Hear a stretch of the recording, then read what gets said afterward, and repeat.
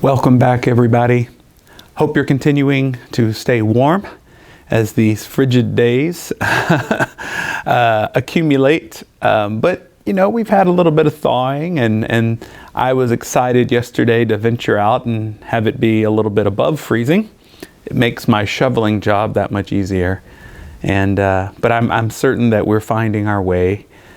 Please know that I'm always grateful when you tune in and give me an opportunity to share maybe some additional tidbits from the sermon or from the preparation for the sermon during this postscript time.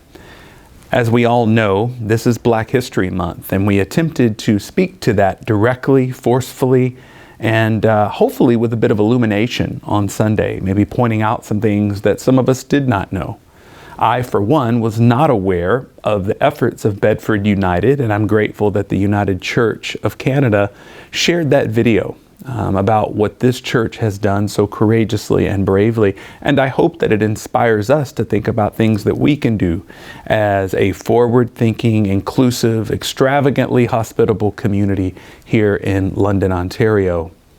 Now, one of the things that I talked about in my reflection was this idea of the things we do connected to what Jesus is doing in the passage from Luke, which is healing. Now, I think we can facilitate in healing in our community. We may not have the cure all the time, and I did try to establish that distinction.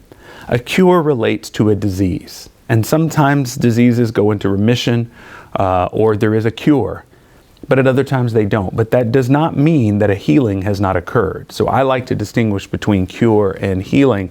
So Jesus is healing and perhaps, participating in curing as well in this passage.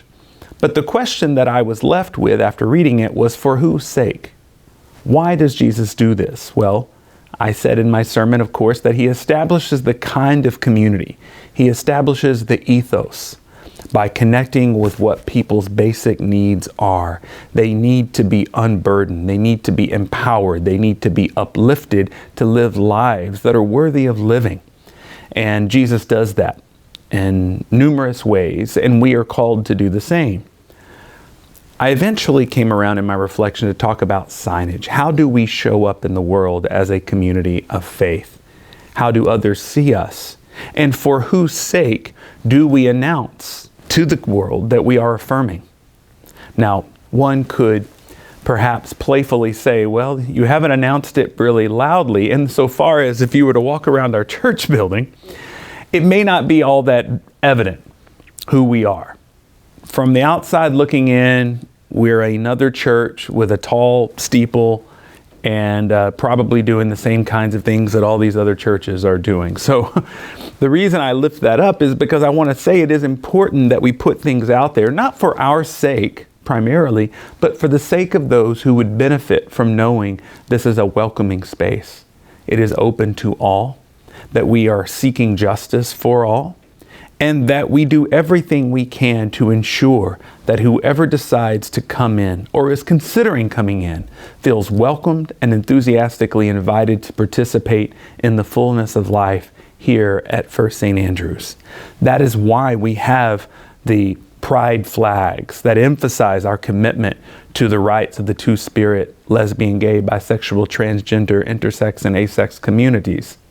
We also, though, commit ourselves to honoring Black lives.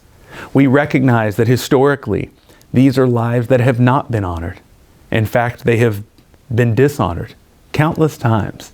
And that we, as a community of faith that wants to help build a better world, have to show up and share with those that may not know that we do believe that they matter, and that we want to make sure that they know they matter as well. So Black Lives Matter is a phrase that many of us probably remember following the George Floyd murder and the protests that came from that.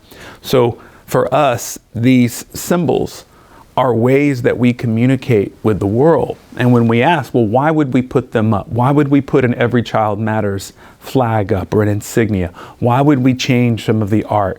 Why do we choose certain songs and not others? These are all questions and decisions that are made with that in mind. Who needs to hear this good news? Who has been denied the good news? Unfortunately, quite often by the church even. Right? There have been times and places where the church has not been at its best. We know this very well. We want to do better. We want to be better. We want to help heal the historic injustices and wrongs. And one of the ways that we do that is we put it out there that this is who we are aspiring to be. We say we are this, we are choosing to live into our commitment to being an affirming ministry. It doesn't mean we're perfect. It doesn't mean we get it right all the time, but it means we're going to get back up the next day and we're going to try again to be as welcoming and inclusive as we possibly can, because we believe that's who God calls us to be. I hope you've enjoyed this brief little addition to the sermon and service on Sunday, and I look forward to seeing you next week.